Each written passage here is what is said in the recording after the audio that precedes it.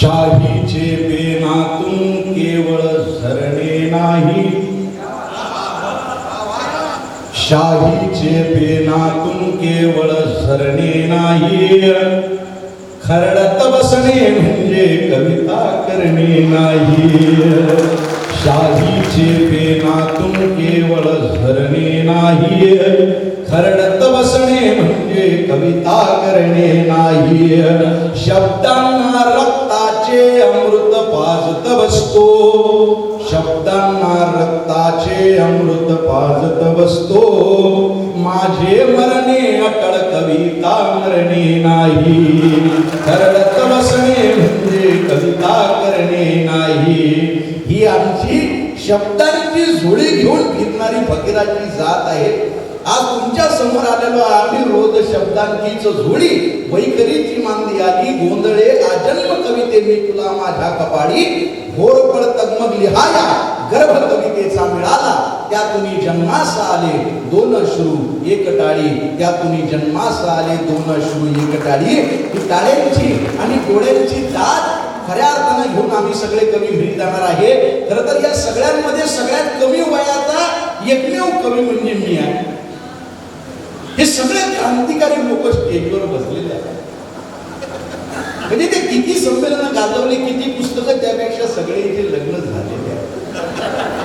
लग्न झालेला म्हणजे क्रांतिकारी माणूस असतो साधा। एकाच आतंकवाद्यासोबत अख्खी जिंदगी काढणं मोठी क्रांती आहे। सगळे क्रांतिकारी लोक आणि तुम्ही कवी लोकांसाठी एवढ्या वेळ थांबले, खरं तर तुम्ही बी मोठे दुसरे क्रांतिकारी लोक।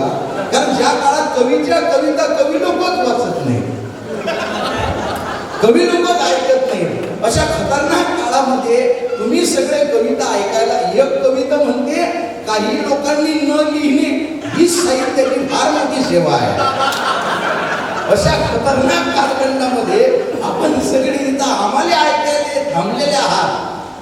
आता तुम्हाला खरं तर घरी कामही नसतील हा विषय वेगळा, याबद्दल मी म्हणत नाही, पण मी इथं मगाशी आलो, मला काय वाटलं माहिती का, जरा पब्लिक कमी आहे, मला वाटलं बा जराशी पब्लिक कमी आहे, पण बा सगळ्या खुर्च्या भरल्या, मागं लोक उभी राहिली, आणि खरंच ती उभी राहिली का हे बघायला बऱ्याच जणांनी मागे वळून बघितलं। याचा अर्थ तुमचा कवडीचा विश्वास आमच्यावर बेंबीच्या देठापासून बोलणारे आम्ही लोक आमच्या आतडे बाहेर पडले, तरी सुद्धा तुमचा आमच्या, आम्ही काय राजकारणी लोक आहोत का? आम्ही कवी लोक आहोत, साधे बाजे लोक असतो आम्ही। आमचा राजकारणाचा, माझा तर मुळातच राजकारणाचा माझा संबंध नाही, माझं फक्त आडनावच राहू।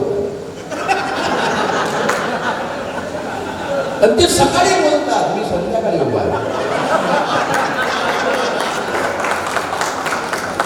तुम्ही टाळ्या वाजवल्या, पण मी राजकारणात बोलत नाही हो। राजकारणावर बोलणं म्हणजे खऱ्या अर्थानं, म्हणजे मी जर बोललो जरी एखादा शब्द राजकारणावर, नेत्यावर, तर आपल्या कार्यक्रमाला जी लोक आलेले नाही त्यांच्याबद्दल मी बोललो असं आपण गृहीत धरू। मला इथं सुखरूप घरी जायचं आहे, पण आपल्या स्टेजवर सुद्धा एक राजकीय व्यक्तिमत्व आहे असं नाही।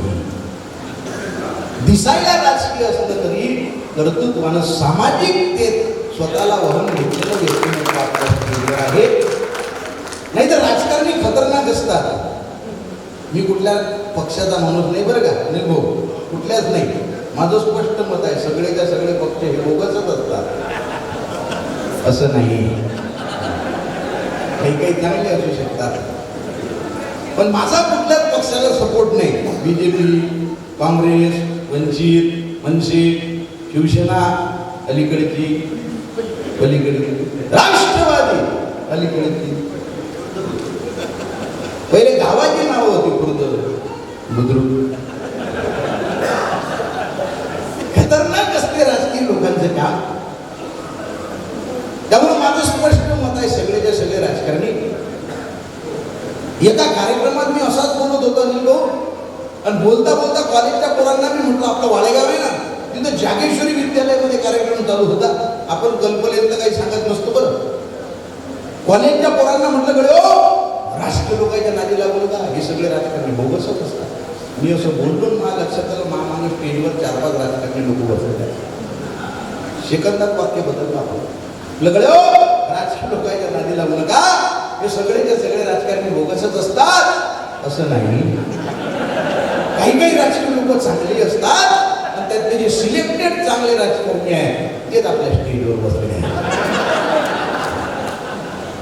त्याच्यामुळे माझा राजकारणाचा काहीही संबंध नाही आणि फार छोटा कवी मी आहे. हो, मी आल्या आल्या काही लोकांनी फोटो काढले असतील, मगापासून कावरेसर सगळ्या लोकांनी सांगितलं की बा अनंत राऊत. मी खरं सांगू का तुम्हाला, म्हणजे आजपर्यंत आता कविता 2-3 व्हायरल झाल्या म्हणून आपल्याला वाटतं आपण कवी, पण गौतम गुडदे नावाचा एक कवी इथं बसलेले आहे ज्यांच्या लहानपणापासून आम्ही कविता ऐकत आलेलो आहे. लक्षात घ्या किती ताकदीचे कवी आहेत. मते साहेब तुम्ही जे कविता सादर केली ना, आता माझ्या काळजात ते मगापासून अशी फिरत राहिली. मी अख्खी कविता रेकॉर्ड करून घेतली. मी खूप कमी लोकांच्या कविता रेकॉर्ड करतो. हे सगळे ताकदीचे लोक इथं बसलेले आहेत. पण साहित्य एखाद्या वेळेस जर तुमच्या काळजात निघालं तर लोक त्याच्यावर प्रेम करतात आणि ते प्रेम सुद्धा कलाकाराला जपता आलं पाहिजे. मला असं वाटतं की बा आपलं साहित्य, मला काही काही लोक म्हणतात तुम्हाला बा सेलिब्रिटी सारखा ॲटिट्यूड नाही. म्हटलं तो ॲटिट्यूड घेऊन शेवटी जाण्यापुरती आहे. 3 किलोमीटर आहे म्हटलं मा गावाची स्मशानभूमी, कधी माचीची काळी लावली की आपली माती होणार आहे. त्याच्यामुळे हा ॲटिट्यूड उघड, म्हणजे भावना जगाच्या, शब्दही जगाचे, माझ्या मनाचे काय आहे. भावना जगाच्या, जगाचे, माझ्या मनाचे काय आहे. आतला प्रवाह सुद्धा माझा नाही देवा, आधीचाच ठेवा माझ्यासाठी. आपलं असं जगाचं काय आहे, आपलं असं जगात काही नसतं. आणि आता कविता व्हायरल झाल्या, जे मगाशी मी तुम्हाला घुसखोर म्हणून सांगितला ना विषय, एक काळ असा होता माझ्या कवितेचा माझा संवाद चालायचा. बऱ्याच ठिकाणी आम्हाला डावलण्यात आलं. आबांना माहीत आहे सगळ्या विषय. आज कुठंतरी काही कविता व्हायरल झाल्या म्हणून लोकांना आमच्याशिवाय पर्याय राहिलेला नाही महाराष्ट्रातल्या. पण या काळात मी माझ्या कवितेसोबत संवाद साधताना आज साहित्य संमेलनाच्या या निमित्तानं त्या 2-4 ओळी मला घेणं गरजेचं आहे. प्रसिद्धीच्या पुढे जीव हा कसाही धावला नाही, जगाचा वेग या माझ्या मनाला भावला नाही. म्हणजे आज तुमचं प्रेम भेटतंय आणि आपल्या कविता व्हायरल मध्ये एका काळामध्ये. पण हा लिखाणामध्ये प्रयत्न मनापासून असायचे. 100 कविता लिहिल्यापेक्षा 10च कविता लिहा, पण 100 कवितेची ताकद त्या 10 कवितांमध्ये असली पाहिजे. मनापासून जगलं पाहिजे. हे ओळखी, रेफरन्सेस, माझी ही ओळख, माझी ती ओळख, मला अर्ध्या लोकांची नावं आठवत नाहीत. मी जर स्टेजवर असलो कोणा कार्यक्रमात तर माझं स्वप्न असं आहे किंवा माझ्या कवितेनं माझी ओळख समाजाला करून दिली पाहिजे. कंटेंट ताकदीचा असला पाहिजे. काळजामध्ये कस्तुरी पेरा म्हणजे सुगंध दरवळल्याशिवाय राहत नाही. आणि दुसरा महत्वाचा मुद्दा, मी तुमच्या सगळ्यांपेक्षा लहान आहे पण साहित्य संमेलनात जी लोक आली, मग अशी विनोदात्मक कविता डॉक्टर साहेबांनी घेतली, पण साहित्य चोरी हा इतका दलिंदर प्रकार आहे. आणि या सगळ्या चोरांनी आपल्या या साहित्याला कलंक लावण्याचं काम केलेलं आहे. तुम्हाला आई माझी मायेचा सागर नावाची कविता माहिती असेल ना. आई माझी मायेचा सागर, कुणाची कविता आहे ते कुणालाच माहित नाही. हो कोणाची कविता आहे. एका महाराजच्या तोंडून आपण ते कविता ऐकून व्हायरल झाली. आता हे कॅमेरा जर मला शूट करत असतील, या कॅमेऱ्याच्या माध्यमातून त्या कीर्तनकाराला मला सांगायचं, महाराष्ट्रातला फार मोठा कीर्तनकार आहे दादा, गंगाधर हरणे नावाच्या माझ्या हिंगोलीच्या मित्राचं नाव घ्या एखाद्या कीर्तनात, जिंकल्यासारखं वाटेल. गंगाधर हरणे नावाचा एक कवी मित्र आहे माझा, त्याचं गाणं आहे हे, पण लोक नाव घेत नाही. हंबरून वासराले चाटते जेव्हा गायक, ही कविता सगळं पाचपोळांची वेगळ्याच नावावर व्हायरल झाली. अरे ज्या कवीची कविता आहे, मला कधी कधी आनंद वाटतो की आपली कविता आपल्याच नावावर व्हायरल आहे. पण युट्यूबला, फेसबुकला कधी कधी मला दिसतं माझ्या कविता दुसऱ्याच्या नावानं आहेत. एक तर रानात काळजाच्या जगणी असे जिरावे, दुःखात ही बियांना हसरे चुकुंब यावे, ही कविता माझी दुसऱ्याच्याच नावानं व्हायरल होत चाललेली होती. मला लोकांनी सांगितलं, मित्रांनी, ही कविता तुमची आनंदात दुसऱ्याच्या नावानं आहे. मीच त्या पोस्टवर गेलो आणि मी बी त्याच्यात कमेंट केली, वा दादा काय लिहिलं राहिलो, मी मोटिवेट झालो. त्यांनी मला रिप्लाय दिला, थँक्यू दादा. असा खतरनाक कालखंड आहे. मला लोक विचार, तुम्हाला वाईट वाटत नाही का म्हणे हे साहित्य कोणी तुमच्या नावानं खपवतंय. मला हे गाणं केलं ना मित्र बनव्यामध्ये गारव्यासारखा, त्यावेळेस मला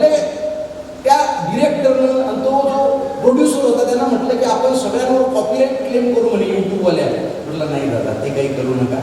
गाणं नसेल म्हणत करावं द्या, पण ज्यानं प्रेमानं म्हणून टाकलेलं आहे त्यांच्यावर कॉपीराईट करून त्यांच्याकडनं 2 पैसे उकळण्याचा नालायकपणा मी करणार नाही. माझ्यातला कवी जिवंत आहे आणि आपण किती दिवस लपून ठेवणार आहे. दररोज हिंद तोबक फसवा जगात वारा, दडवून ठेवू उठवर हा कस्तुरी पसारा. दररोज हिंद तोबक फसवा जगात वारा, दडवून ठेवू उठवर हा कस्तुरी पसारा. माझ्याकडून खुड्याने माझी गझल पळवली, आतून रसिक दिसतो साहित्य चोरणारा. कुठंतरी ताकद लागते की नाही. प्रसिद्धीच्या पुढे जीव हा. तुम्ही जागे आहे का झोपले? वा,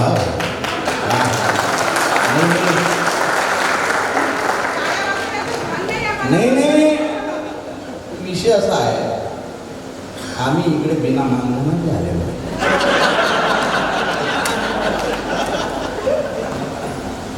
आलं का लक्षात? त्याच्यामुळे तुम्ही टाळ्या वाजवणं गरजेचं आहे. आमचे आकडे फुटतात, भाई पडून जाईल. हा, असे मनापासून हसली की मला बरं वाटतं. नाही तर काही काही ठिकाणी हसतच नाही. पुणे मुंबईला आपण कार्यक्रमात जातो, सुटाफुटातले लोक एकदम हाताला हात मागून आपल्याकडे एकटक पाहतात, हसतच नाही. आपल्या हाताने बाहेर पडायला येतात, आपण जमा करून डबल टाकायचे पोटात अब्दल करा. हसणं असं एकटक पाय करत आपल्याकडे असं वाटतं मुलगाच व्हायला प्रत्येकाला. हसणं हस. मग 2 वाजता जागे गेले रात्री. काय झालं? खतरनाक माणूस होता दुपारी, गेला तो. जेव्हा तर तेव्हा हसलं पाहिजे की नाही. आणि आपली भाषा इतकी, आमची आबा भाषा इतकी खतर. आपल्या पुण्याचा एक पंडित माणूस मला म्हणे, का म्हणे आनंदाबा भाषा म्हटली की सगळीकडे सेमच. म्हटलं तसं नाही, म्हटलं आमची विदर्भातली खतरनाक भाषा आहे आबा, आमचे खतरनाक शब्दात काही काही. तो म्हणे नाही, 1-2 शब्द वेगळे असू शकतात, पण भाषा म्हटली की सगळीकडे सेमच. त्याला म्हटलं तसं नाही बाबू, रंगनाव लागा, हन्यातून आली, असे खतरनाक शब्द आहेत आमचे. नाही म्हणे 1-2 शब्द वेगळे असू शकतात, पण भाषा म्हटली की सेमच. पण त्याला म्हटलं मी तुला एक मराठीतलं वाक्य सांगतो, त्याचा मला मराठीत अर्थ सांग. म्हणजे सांगा. म्हटलं वाजोटी लेखबाय कोणत्यात निघली,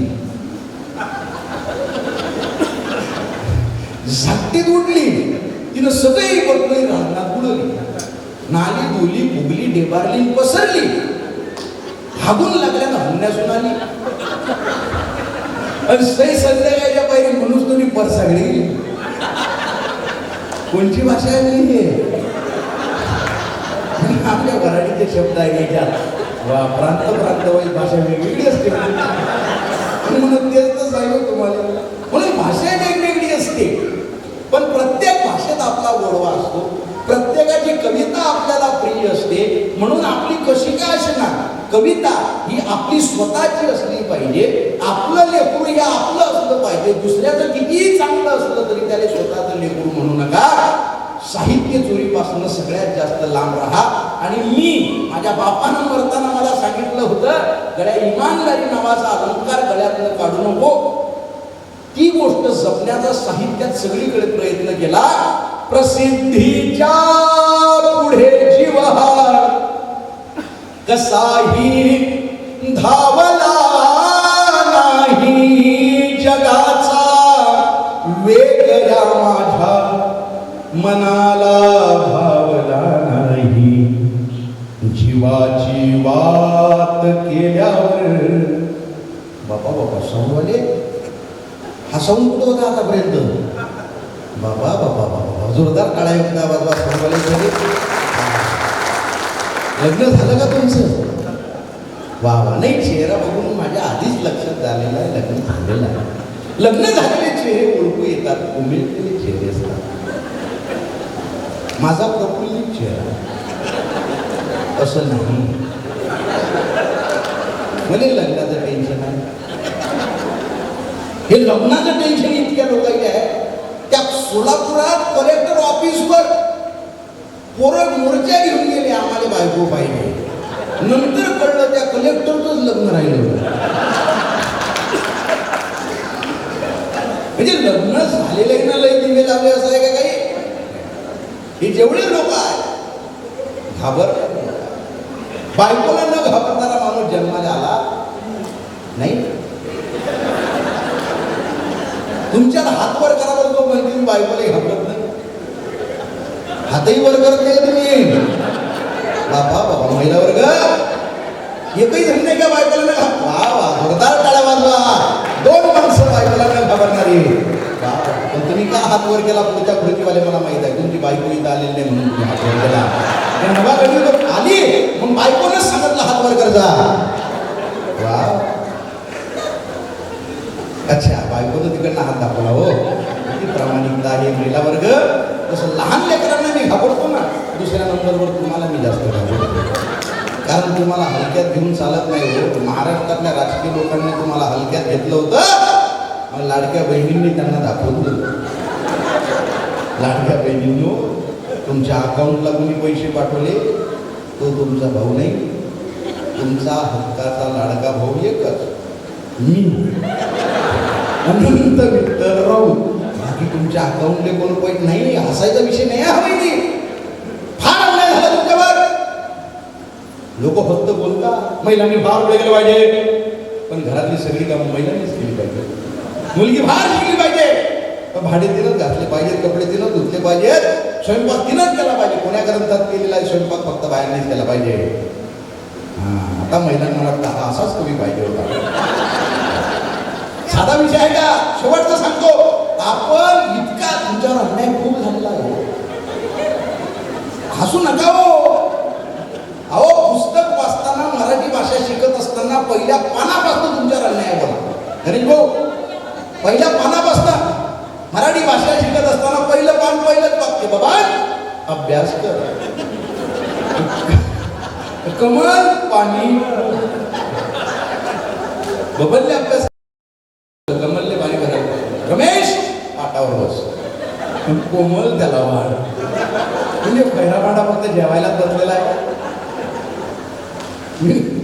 विनोदाचा विषय का? अहो, घरातल्या वस्तूंपासून तुमच्यावर अन्याय. मोठमोठ्या वस्तूंना पुल्लिंगी नाव आहे, छोट्या छोट्या वस्तूंना स्त्रीलिंगी नाव आहे. तो म्हणजे पुल्लिंगी, ती म्हणजे स्त्रीलिंगी. तो आंबा कारण तो गोड, ती कैरी कारण ती आंबट, तो सागर कारण तो विशाल आहे, ती नदी कारण ती छोटी आहे, तो पर्वत ती टेकडी, तो गाव ती गल्ली, तो रस्ता ती वाट, तो हंडा ती कळशी, तो रांजण ती घागर, तो दरवाजा ती कुंडी, तो फळा ती पाठी, तो खडू ती लेखणी, तो माईक ती केबल, तो टेबल ती खुर्ची, तो हॉल ती खोली, तो पेटारा ती पेटी, तो गॅस ती चूल. मग हात पती साथ, तो पेटा ती टोपी. मग हात पती 7 जन्म भेटावा म्हणून ती फेऱ्या मारते वडाच्या झाडाला, आणि तिचा नवरा शिट्ट्या मारतो तमाशाच्या फडाला. जलवे महिला वर्ग, तुमचा हक्काचा लाडका हो मी. पण विनोदाचा विषय आहे का वरणकर सर? माझ्या आईला मी विचारलं, स्त्री पुरुष समानता आहे का? जास्त वेळ घेतोय मी, मला नाही. मला कवी संमेलनात बोलायची सवयच नाही. मी आवर्त घेणार आहे. प्रसिद्धीच्या पुढे जीव कसाही धावला नाही, जगाचा वेग या माझ्या मनाला भावला नाही. जीवाची वात केल्यावर दिवा होऊन लखलखलो, जीवाची वात केल्यावर दिवा होऊन लखलखलो. कुणाच्या दीप हिस्स्याचा घराला लावला नाही, जगाचा वेग या माझ्या मनाला भावला नाही. शिताफीने जुन्या प्रस्थापितांनी ताळले मजला, शिताफीने जुन्या प्रस्थापितांनी ताळले मजला. कदाचित सूर्य हातावर तयांच्या मावला शिकारीने हुशारीने जुन्या प्रस्थापितांनी टाळले मजला हुशारीने जुन्या प्रस्थापितांनी टाळले मजला कदाचित सूर्य हातावर तयांच्या मावला नाही जगाचा वेग या माझ्या मनाला भावला नाही दगड फोडून देवाला घडवताना पिढ्या गेल्या. लोक म्हणतात तुम्ही मंदिरात देव शोधत नाही का देवाला मानत नाही मशिदीत अल्लाह मानत नाही दगड फोडून देवाला घडवताना पिढ्या गेल्या अशांच्या लेकरांना ईश्वरा तू पावला नाही जगाचा वेग या माझ्या मनाला भावला नाही हयातीभर विसाव्याला निसर्गा वासना होती हयातीभर माझ्या काळजातला शेत विसाव्याला निसर्गा वासना होती परंतु सर्प डोळ्यांचा कुणाला चावला नाही हयातीभर विसाव्याला निसर्गा वासना होती हयातीभर विसाव्याला निसर्गा वासना होती परंतु सर्प डोळ्यांचा कुणाला चावला नाही जगाचा वेग या माझ्या मनाला भावला नाही जगाचा वेग या माझ्या मनाला भावला नाही. पण माझ्या आईला मी विचारलं स्त्री पुरुष समानतेबद्दल तुझं काय मत आहे माझी आई फार शिकलेली नाही माझी आई मला म्हटली बाळा स्त्री पुरुष कधी समान असू शकत नाहीत म्हटलं मी तर स्त्री पुरुष समानतेवर गप्पा करतो तसं नाही म्हणे बाबू स्त्री तिच्या ठिकाणी श्रेष्ठ आहे आणि पुरुष तिच्या ठिकाणी श्रेष्ठ आहे उलट काही ठिकाणी स्त्री पुरुषापेक्षा तसूवर का होईना जास्त श्रेष्ठ आहे कारण स्त्रीला बाळ जन्माला घालण्याचा अधिकार आहे तिला गर्भयातना आहे आणि 18 हाडं एका वेळेस तुटल्यानंतर जेवढ्या वेदना असतात ना त्या गर्भयातना सहन करून एका बाळाला जन्म दिल्यानंतर ते बाळ छातीला पाजताना होणारा स्वर्गीय आनंद सुद्धा पुरुषाच्या नशिबात नाही म्हणून स्त्री तसोबर का होईना जास्त श्रेष्ठ आहे.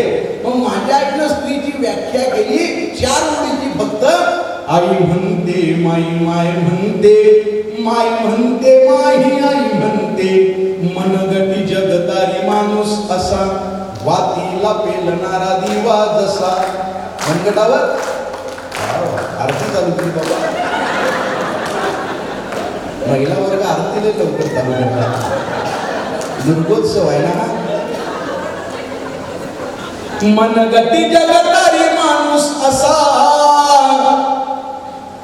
तुमच्या काळा कशा शांत करायचे म्हणजे मी का अलीकडचा कवी डोक्यावर पडलेला कवी होता नाही खरंच आहे बरं सर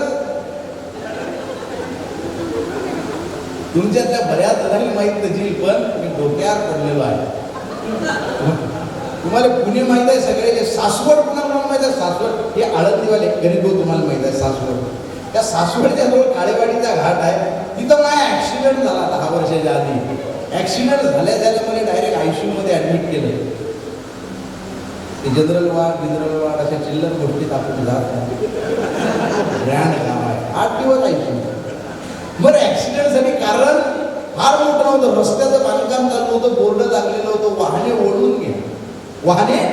वळून घ्या मी बोर्ड बघितलं म्हटलं मी शिवाजी महाराजांचा मावळा वळणार नाही सरकीच घातली गाडी बोर्डच वाकडा गेला 2 महिने कोरडं वाकलं होतं ते. महाराष्ट्रभर मी सांगायचो पराक्रम बघायचा सासवडच्या घाटात बघा नाक कराय बोर्डच मी बी वाकला झालो. जाग आली तर डायरेक्ट ICU मध्ये की डोक्यावर फोकस बिकस आणि डॉक्टर शिवण काम करत होतं. माझे डोळे उघडले नाही, जाग आली पण डोळे उघडत नव्हते. हेल्मेट फोडून दगड आतमध्ये गेला होता. तेव्हापासून चांगल्या कविता महाराष्ट्राला मिळाल्या. पण जशी जाग आली म्हणजे पहिलाच प्रश्न ICU नाही विचारला डॉक्टरला. म्हणलं डॉक्टर साहेब डोळ्या गेला का? गेला नाही म्हणजे थांबा तोच वाचवायचा चाललाय. म्हणलं वाचवाच आहे महत्वाचा आहे म्हणे का? म्हटलं बऱ्याचशा वेदना त्याला बघितल्या आणि समाजाच्या बऱ्याचशा वेदना त्याला बघायच्या. कवी आहे का म्हणे तुम्ही? म्हटलं हो. एक शब्द बोलू नका. कवी म्हटलं की बडबड करायची सवय तुम्ही स्वीट घालून का यार? मी शांत होतो. म्हटलं डॉक्टरच्या नादी लागण्यात अर्थ त्याच्या आधी सुई आहे. काय शिवील सांगता येईल? कामाची गोष्ट शिवली तर मी शांत बसतो. ते डॉक्टर शांत बसले. थोड्या वेळ डॉक्टर म्हणे का हो तुम्ही कवी आहे? म्हटलं हो. तुमचं डोकं फुटलं? म्हटलं हो. मग काही 4-5 कविता पडल्या नाही म्हणजे डोक्यातून ठेवला. ICU माझं लागावं 4-5 कविता पडल्या नाही म्हणजे ठेवला. म्हटलं साहेब आपल्या कविता डोक्यातून पडूच शकत नाही. म्हणे का? म्हटलं आपल्या कवितांचा उगम डोक्यात होतच नाही. आपल्या कविता काळजातच जन्म घेतात, काळजातच राहतात आणि थेट समोरच्या काळजातच पोहोचतात. ज्यानं मला ऍडमिट केलं त्यांच्याकडे यांनी एकदा बघितलं म्हणे कोणाला आणले तुम्ही? शिवा म्हणे उद्या कळलं कोणतं पद शिवलं. तर बडबड करते म्हणे ICU. 2 टाके घोटाले, 3 टाके नागाले, 8 टाके मारले म्हणे डोसकं शिवले. तर तुम्हाला वेदना होतात का नाही म्हणे? त्यावेळेस मी एक छोटंसं उत्तर दिलं. महाराष्ट्रावर बरेचसे वक्ते कीर्तनकार ते सांगत असतात. काय म्हणे डॉक्टर 8 टाके मारले म्हणे तुमचं मस्तक शिवलं, काही वेदना बिदना होतात का नाही? म्हटलं साहेब वेदना होत कशा नाहीत हो. या समाजाच्या प्रत्येक वेदनेची एक खिडकी कवीच्या काळजात उघडत असते आणि त्यातूनच आरपार डोकावून बघतो तो भाष्य करतो त्याच्यावर. साहेब तुम्ही 8 टाके मारून एक मस्तक शिवलं. आम्ही 8 ओळीची कविता लिहून 100 मस्तक शिवण्याचं काम करतो. मनगटी जगतारी माणूस असा वातीला पेलणारा दिवा जसा. मनगटी जगतारी माणूस असा वातीला पेलणारा दिवा जसा. मनगटी जगतारी माणूस असा वातीला पेलणारा दिवा जसा. तेलाले माय संसार म्हणते, तेलाले माय संसार म्हणते अन तेल संपेपर्यंत जळते तिले स्त्री म्हणते. आई म्हणते माय माय म्हणते, माय म्हणते माई आई म्हणते. सामान्य माणूस 47 युनिट इतक्याच वेदना सहन करू शकतो. किती बाळ जन्माला आले की वेदना होतात ना आईला, काटा रुतला की वेदना होतात आपण मोजू शकतो. सामान्य माणूस 47 डेली युनिट इतक्याच वेदना सहन करू शकतो. पण ज्यावेळेस एक स्त्री एका बाळाला जन्म देते तिला होणाऱ्या वेदना ह्या 57 डेली युनिट इतक्या असतात. म्हणजे सामान्य सहनशक्तीच्या पलीकडे जाऊन एका बाळाला जन्म देणारी स्त्री असते. तुमच्या सगळ्यांच्या गावात स्मशानभूमी असेल, अख्खा माणूस जळतो त्याच्यावर, काय जळत नाही? माणसाची हाडं, माणसाच्या अस्थी आणि सायन्स सांगतं माणसाच्या हाडांची निर्मिती कशी होते.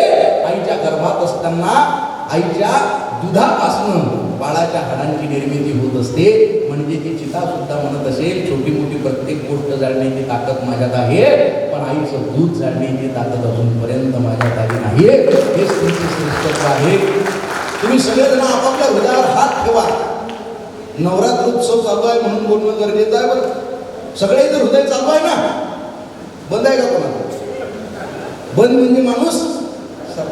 पण हृदय चालू कधी झाला हा प्रश्न कुठल्या बुद्धिमान माणसाला पडला का? आता चालू आहे. चालू कधी झालं? आईच्या गर्भात बाळ असताना 7 महिन्याचं होते, त्याचं हृदय परिपूर्ण डेव्हलप होते. ते चालू करण्याची गरज आहे.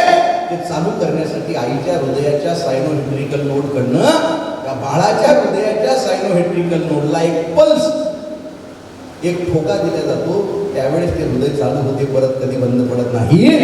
ज्या दिवशी ते हृदय बंद पडलं माणूस जिवंत राहत नाही. म्हणजे जरी आमचा जन्म निसर्गाने आईच्या गर्भात दिला असला तरी सुद्धा आम्हाला जगण्यासाठी लागणारा पहिला टोका आईच्या गर्भात उधार घ्यावा लागतो. हे स्त्रीचं श्रेष्ठत्व आहे, हे स्त्रीचं कर्तृत्व आहे. आपण शेतकऱ्याची लेकराव जैन येशीमध्ये बसून मातीच्या कुशीतल्या गप्पा गेल्या की नाही तेही बी आपण सोडलं नाही. त्यांच्यावर मी कारण त्याच्या 2 ओळी मी लिहिल्या. जन्म गेला तुझा गारव्यासारखा काव्यथा मांडतो भोगल्यासारखा दुःख का मांडतो भोगल्यासारखा सापडे साचले कल्पनेचे किती सापडे साचले कल्पनेचे किती हुंद का हिंडतो पोरक्यासारखा काव्यथा मांडतो भोगल्यासारखा झाड वाढेलही. प्रत्येक साहित्यिकाला नम्र विनंती माझी ही, झाड वाढेलही ओल भेटेलही आत जा तू जरासा मुळासारखा काव्यथा मांडतो भोगल्यासारखा दुःख अडवायला उंबऱ्यासारखा मित्र बनव्यामध्ये गारव्यासारखा वाट चुकणार नाही जीवनभर तुझी वाट चुकणार नाही जीवनभर तुझी. एक तू मित्र कर एक तू मित्र कर आरशासारखा मित्र बनव्यामध्ये गारव्यासारखा.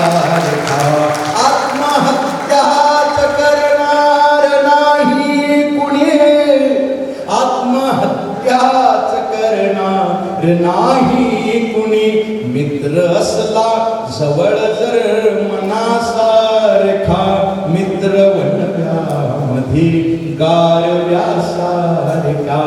काबुगा हिंडतो देव शोधायला. या कवितेचे 2 कोटी व्हिडिओ तयार झाले. 10,000 लोकांनी कमीत कमी गायली कविता. पुणे विद्यापीठाला अभ्यासक्रमाला लागली. कथेत कीर्तनात वडापमध्ये लग्नात लोक नाचली. पण मी कायम सांगत असतो माझ्या कवितेचा मला आनंद कधी झाला. परभणीवरनं संध्याकाळी 5:30 वाजता मला एक फोन आला आणि त्या फोनवर मला तो 2 मिनिटं म्हटलं फक्त दादा वेळ आहे का म्हटलं बोला. आवाज अस्वस्थ होता त्याचा काही नाही म्हणे. 15 दिवस झाले मित्राचा मेसेज कॉल नव्हता. अचानक दुपारी 2:15 वाजता मोबाईलवर मेसेज पडला म्हणे काही चुका झाल्या असतील तर माफ करून टाक म्हणे. आजच आपल्या मैत्रीचा शेवटचा दिवस. माझ्या डोक्यात ट्यूब पेटली म्हणे. मी गाडी काढली त्याच्या घरी गेलो. हॉलमध्ये त्याचे आई वडील बसलेले होते. मी तिथे थांबलो नाही म्हणे. डायरेक्ट बेडरूम मध्ये गेलो. पंख्याला त्यानं दोर बांधलेला होता. पायाखाली स्टूल घेतलेला होता. कार्यक्रमाची तयारी झालेली होती. मी त्याचे पाय धरले म्हणे. त्याने खाली उतरवलं. त्याच्या गळ्यातला फाशीचा दोर सोडला आणि तुम्हाला का फोन केला म्हणे दादा. त्यानं हाताची मूठ बांधलेली होती. आम्ही उघडली. त्याच्यात एक चिठ्ठी लिहिलेली होती म्हणे. त्या चिठ्ठीवर 4 ओळी लिहिलेल्या होत्या. का उगा हिंडतो देव शोधायला मित्र आहे जवळ मंदिरासारखा मित्र वणव्यामध्ये गारव्यासारखा.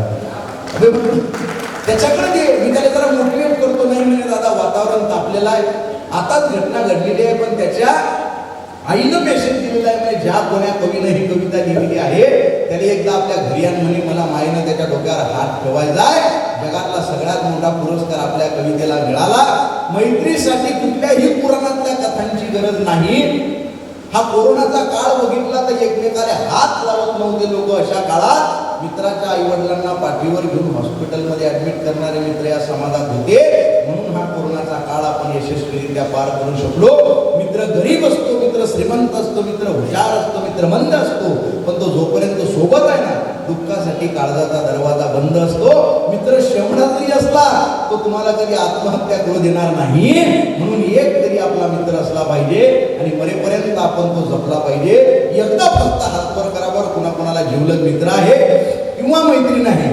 क्या बात आहे, वा वा वा. एवढ्या लोकांनी हात वर केले, खाली करा नम्र विनंती मान्य केली. महाराष्ट्रात एवढे कार्यक्रम केले, पण एवढे हात वर करणारे लोक मी पहिल्यांदा इथं बघितले असं नाही, तुम्हाला माहिती आहे. पण तरी सुद्धा काही काही लोकांना हात वर केले नव्हते. याचा अर्थ तुम्हाला मित्र मैत्रीण नाही, मग काही हरकत नाही. कार्यक्रम झाल्यावर आता एकदा तुम्ही घरी जा, एका कपात पाणी घ्या, उडी मारा त्याच्या. मैत्रीण नाही तर या जगात काही नाही दादा. एक छोटासा मेसेज आला, एवढा व्हायरल केला महाराष्ट्रानं की घर में आग लग गई, सब जल गया.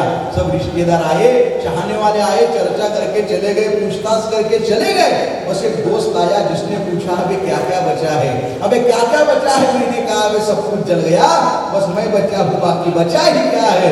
तो उसने गले लगा कर कहा अबे पगले फिर जला ही क्या है. कहा होगा हिंडतो देव शोधायला, काऊगा हिंडतो देव शोधायला. मित्र आहे जवळ, मित्र आहे जवळ, मंदिरासारखा. मित्र वणव्यामध्ये गारव्यासारखा. जीव कंटाळला यार शहराकडे. कशी गावाची कविता कोणी घेतली.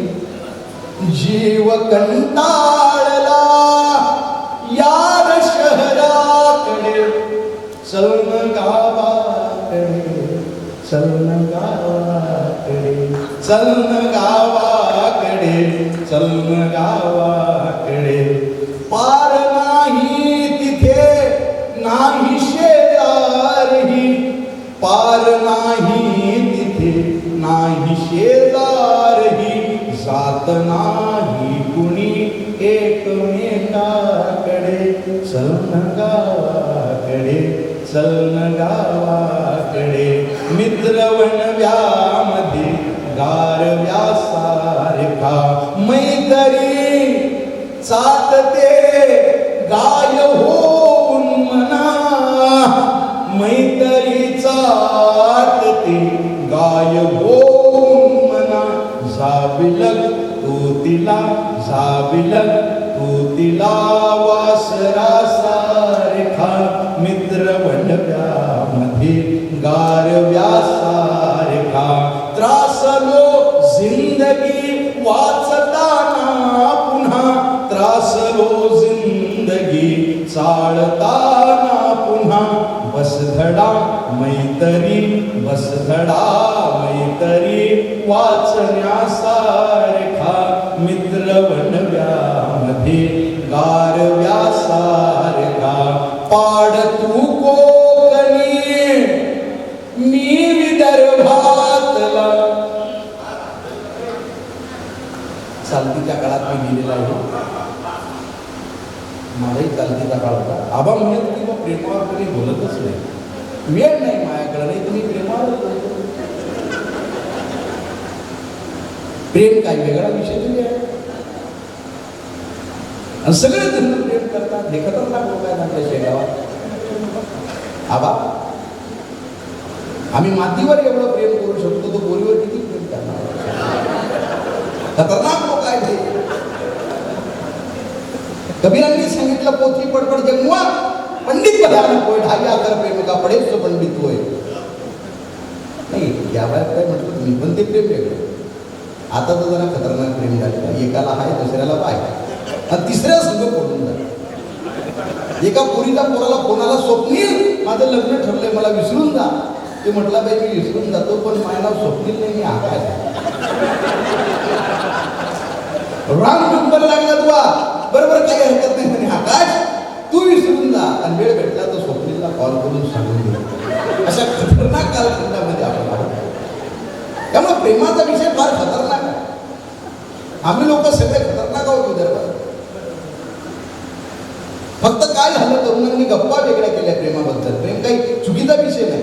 माहिती केलेली छान तारे तोड के लावून जा. अबे पाणीपुरी दुसऱ्याच्या पैशाने खातो.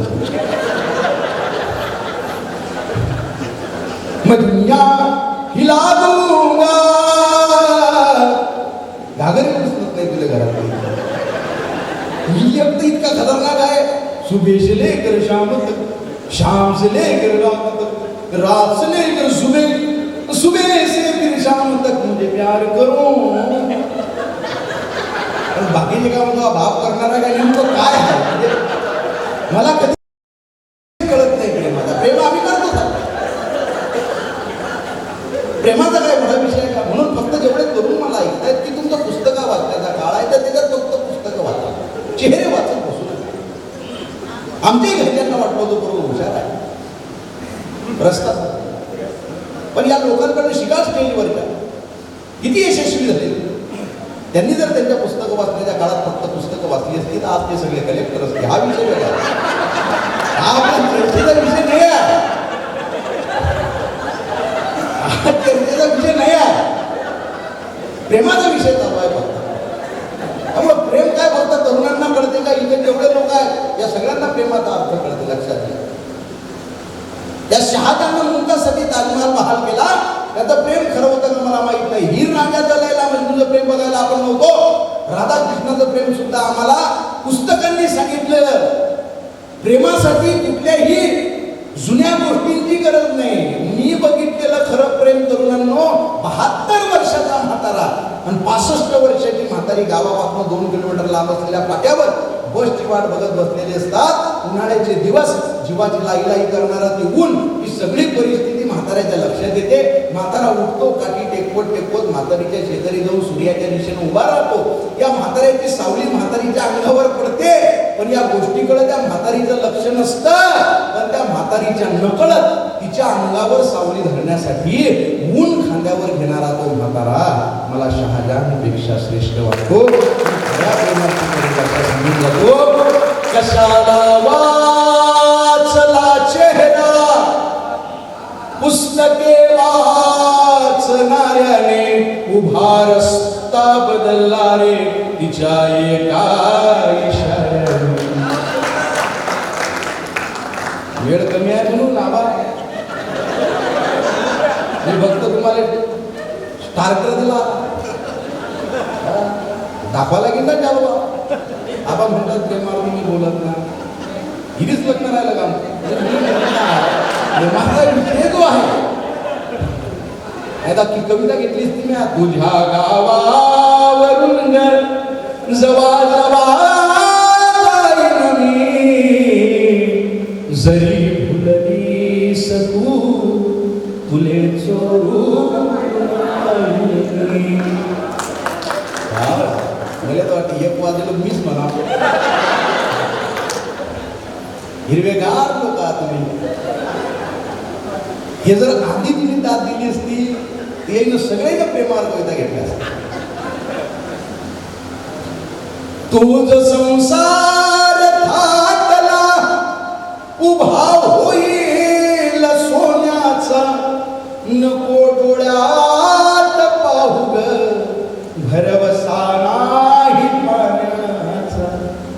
जशी आलीस येताना जातशीच जाताना, जशी आलीस येताना जातशीच जाताना. कशाला कोवळी मिठी, कशाला त्रास ओठाना. ज्यांना कळलं त्यांचं अभिनंदन. सगळ्यांना हे कळणार नाही. ज्यांच्या ज्यांच्या आयुष्यात अमृताचे क्षण आलेले आहेत त्यांनाच कळेल याचा अर्थ काय. त्रासलो जिंदगी वाचताना पुन्हा, त्रासलो जिंदगी चालताना पुन्हा. बस धडा मैत्री वाचण्यासारखा, मित्र वणव्यामध्ये गारव्यासारखा, मित्र वणव्यामध्ये गारव्यासारखा. चालताना मध्ये रात आली कधी, चालताना मध्ये रात आली कधी. मित्र येतो पुढे, मित्र येतो पुढे काजव्यासारखा, मित्र वणव्यामध्ये गारव्यासारखा. जाळताना मला देह ठेवासा. शेवट आपल्या कवितेचा सुद्धा आणि या कवी संमेलन तुमच्या शेगावातनं चाललोय. मैत्रीच्या मध्ये येणारी सगळ्यात दलिंदर गोष्ट कोणती असते? गैरसमज, मिसअंडरस्टँडिंग. त्यामुळे तुमचे काही गैरसमज झालेले असतील तर कॉल करा, माफ करा, माफी मागून टाका. काही सोबत राहत नाही. आपल्या आधी 100-150 वर्ष आधी जी लोक होती त्यातला एकही माणूस आज जिवंत नाही. आपल्या नंतर 100-150 वर्षानंतर आपल्यातला एकही चेहरा जिवंत असणार नाही. आपले फोटो झालेले असतील, भिंतीला लावतील आणि येणारी पिढी ते फोटोही काढून टाकेल. घरात जागा नाही म्हणून काही सोबत राहत नाही. दादा, आजचा जर या साहित्य संमेलनाचा फोटो काढला, हे जे सभागृह आहे हा जो मथुरा लॉन्स आहे, इतका दिलदार माणूस भारंबे साहेब. क्या बात आहे. कुठे घेतले भारंबे साहेब? या हॉलचा जर भारंबे साहेबांचा, क्या बात आहे. जोरदार काळा एकदा वाजवा. भारंबे साहेब या हॉलचा जर आज फोटो काढून ठेवला आणि येणाऱ्या पिढ्यांनी 500 वर्षानंतर एकमेकाला दाखवला तर ते लोक चर्चा करतील आपले पूर्वज असे दिसायचे. खतरनाक साहित्य संमेलन ऑर्गनाईज केलं होतं प्रवीण भाऊनं. बेबीच्या गेटापासून सगळे कोणी बोलत होते. अनंतराव तू उशिरा उभा राहिला, जास्त त्यांना वेळ घेतला. साऊंडवाल्याचं लग्न झालेलं होतं. चर्चा करतील लोक. बिना मानधनाचे कमी निमंत्रित करणारा प्रवीण भाऊ क्रांतिकारक आहेत ते सगळे. हवे आता प्रत्येक माणूस खतरनाक आहे. पण प्रवीण भाऊ वा, काय राजा मारवाडी डोकं लावलं राजा. माफ करत राहिलं पाहिजे. गौतम बुद्धांनी सांगितलं, दादा, चुरगाळल्यानंतर फुलांनी दिलेला सुगंध म्हणजे क्षमा. आणि क्षमा ज्ञानी माणसाचं सगळ्यात जवळचं लक्षण आहे. तुमच्या सगळ्यांच्या पायाला हात लावून सांगतो, माफ करत चला. आपण सगळ्यांना माफ करतो. इस कदर मैंने जिंदगी को आसान कर दिया, किसी से माफी मांगली, किसी को माफ कर दिया. माफ करणं फार मोठी गोष्ट आहे. त्यामुळे मित्रांना सांगा, तू चुकलास, मी तुझ्या पाठीशी आहे. सोबतीने संपो अंधार मित्रा, वेदनेचाही करू शृंगार मित्रा. घर तसे मजबूत असते मैत्रीचे, गैरसमजाचे नको बंधार मित्रा. तू दगा केलास आता चल असू दे, मी तरी सोबत तुझ्या असणार मित्रा. आणि वेगळे सावध नको लावू गळाला, तोच गळगे मी पुन्हा बसणार मित्रा. तोच गळगे मी पुन्हा बसणार मित्रा. मित्र बनव्यामध्ये गारव्या सारखा, दर्द की राह में दहलीजों की तरह. आता तुमच्या या विदर्भातल्या लेकराची कविता हिंदीमध्ये सुद्धा येते आहे. दर्द की राह में दहलीजों की तरह, दोस्ती धूप में बादलों की तरह. दोस्ती धूप में बादलों की तरह. इन नकाबों से बाहर निकल के मिलो, इन नकाबों से बाहर निकल के मिलो. दोस्तों से मिलो दोस्तों की तरह. दोस्ती धूप में बादलों की तरह. दुःख आडवा माटे कुंभराना जीव. गुजराती सगळे गुजराती झाले. दुःख आडवा माटे कुंभराना जीव. मित्र वनवा माझे गारवाना जीव. मित्र वनव्यामध्ये गारवा सारखा, पाड तू कोकणी. इथं आलो बाबांनी. मी कुठेही गेलो तर घरी येतो. पाड तू कोकणी मी विदर्भातला. पाड तू कोकणी मी विदर्भातला. घे जवळ काळ दुष्काळ माझ्यातला. मित्र बनव्याधी गारव्या सारखा. काय सांगू तुला मी कसा वाढलो. काय सांगू तुला मी कसा वाढलो. रोप खडका मी कसा वाढलो. रोप खडकातले मी कसा वाढलो. कोंब निपजायला सूर्य हो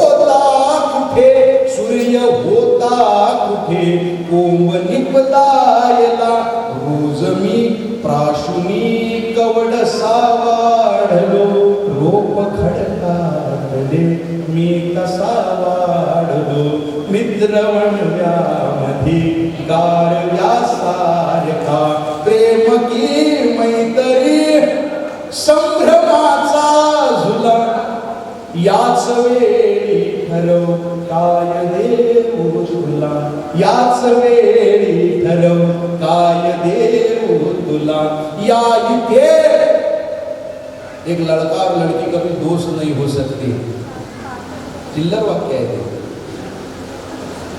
ते या इथे ठरवूया हद्द आपापली गंध दोन्हीकडे पण निराळा फुला याच वेळी ठरव काय देऊ तुला मित्र वणव्यामध्ये गारव्यासारखा का पुन्हा टाकले आज भिजवून मला याद आली निघाली उसवून मला आज हिनवा मला आज टाळा मला आज हिनवा मला आज टाळा मला लोक बघतील उद्या रोज उकरून मला याद येईल जाईल हसवून मला दाद काय वढी आज देता मला दाद काय वढी आज देता मला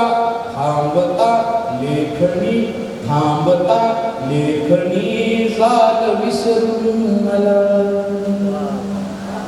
मित्र वणव्यामध्ये गारव्यासारखा जाळताना मला देह देवावसा जाळताना मला देह देवावसा कसा ते दक्षिणेकडे पाय करा उत्तरेकडे पाय करा मला जाळताना कसं तेव्हा माझी शेवटची इच्छा मैत्रीसाठी जगणारा माणूस आहे मी अरे फसवून कुणाला हसण्यापेक्षा इमानदारीने रडलेलं बरं दुःख माझ्या मरणाचं हजारो बनून अश्रू माझ्याच शवावर पडलेलं बरं पण माणसं जर नसतील अश्रू ढाळायला तर प्रेम माझं सडलेलं बरं जाडताना मला देह देवावसा जाडताना मला देह देवावसा हात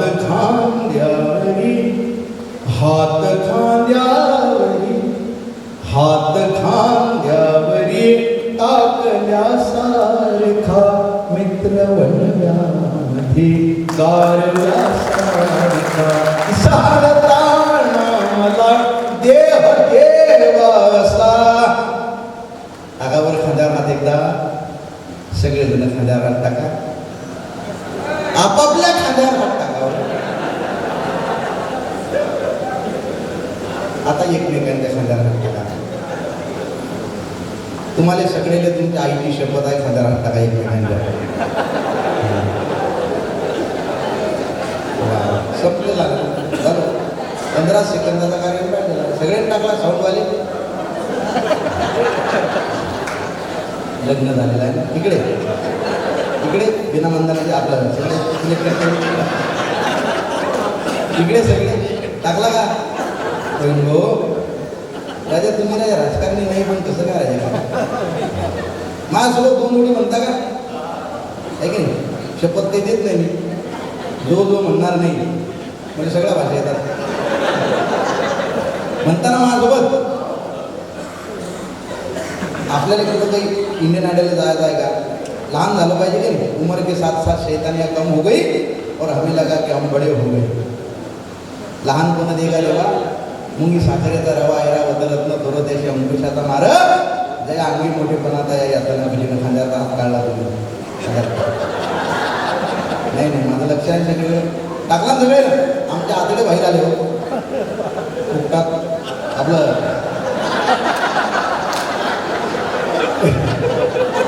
पण एक आमच्या सगळ्यांच्याकडनं एक गोष्ट बरोबर आहे का मी खूप साहित्य संमेलन बघितले मगाशी कुणी सांगितलं ना की 70 कमी स्टेजवर होते आणि 7 लोक अखिल भारतीयची सुद्धा परिस्थिती ही होती बऱ्या ठिकाणी बरोबर का आम्ही बघितली की साहेब ते स्टेजवर कमी जास्त होतील ऐकायला लोक कमी होतील, पण या ठिकाणी इतकं सुंदर संयोजन केलं. आपल्या घरी एखाद्या मुलीचं लग्न असल्यानंतर म्हणून जितका टेन्शनमध्ये असतो तितकं टेन्शन सगळं या माणसानं पार केलं आणि आम्हाला संधी दिली. प्रवीण भाऊ त्याला काही वाजवायला सांगत नाही, खांद्यातले हात खायला लागतील. आता राहता येत ना सगळे म्हणताना माझ्यासोबत म्हणा, मित्र बनव्यामध्ये गारव्या सारखा, मित्र बनमध्ये गारव्या का, वाट चुकणार नाही जीवनभर तुझी, वाटणार नाही जीवनभर तुझी. एक तू मित्र कर, एक तू मित्र कर, आरशात मित्रवण मध्ये गारव्या सारखा, जाळताना मला देह देवासा, जाळताना मला देह देवासा. हात खांद्यावरी, हात खांद्यावरी टाकल्या मित्रवण मध्ये गारव्या